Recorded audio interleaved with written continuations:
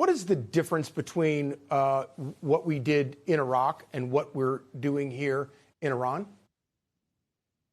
Well, the clear difference is we have a president, a commander in chief in Donald Trump that's got very clear military objectives. And those are being communicated ad nauseum by the Secretary of War, Pete Hegseth, which is really a clear differentiation between what I saw in Afghanistan, what we're seeing today.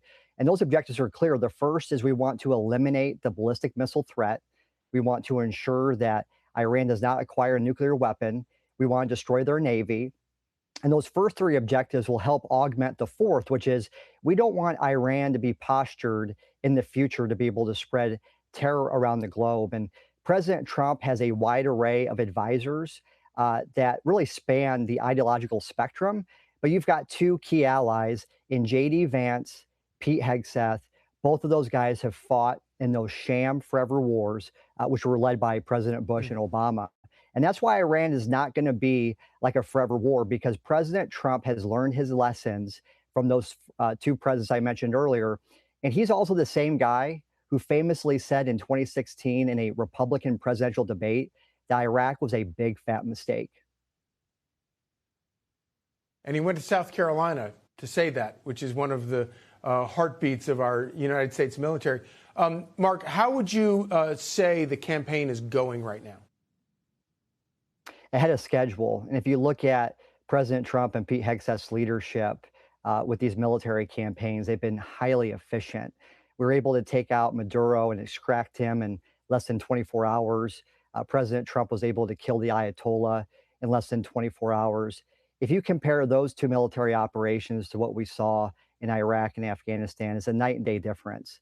It took us 10 years to kill Osama bin Laden after the 9/11 attack. It took us 8+ months to apprehend Saddam Hussein. So we're ahead of schedule. I think it'll be a multi-week operation. Right. But like President Trump has said, as Secretary Hegseth has said, we're not going to be held by some artificial timeline. This is going to be a conditions-based operation. And we're going to make sure that we destroy that Navy, ensure they have no nukes, and also destroy that ballistic missile program. And the CENTCOM commander briefed us yesterday. He was able to say that we're now transitioning to industrial targets as well. So not only are we looking at their ballistic missile sites, but we're also looking at their production capability, which bodes very well for the current operations. Obviously, you know, we want a full and thorough debate about all of these things, especially when it comes to something as serious as war. But you have detractors who are saying things like, oh, President Trump didn't expect the Strait of Hormuz to be shut down in this war. President Trump has been talking about that problem going back literally decades.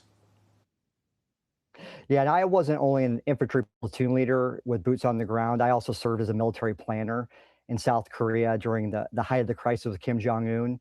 We have these things called operational plans, which are on the shelf for every imaginable theater.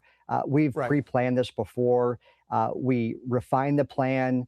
We war gamed the plan. And the idea that President Trump, who is so geopolitically minded, would not think about the Strait of Hormuz being closed, which has been closed in the past. It's just laughable and just shows that Trump derangement syndrome is running rampant in Washington. And Democrats don't care about our national security. They just care about scoring political points. Well, it's a little bit akin to the argument that somehow Israel, the only reason that President Trump wants to do this is because of Israel. And if you're going to have a debate about this, it should be an honest debate where you're actually talking about factual things. But obviously, these people have no interest in that. Mark Lucas, thank you so much for joining us.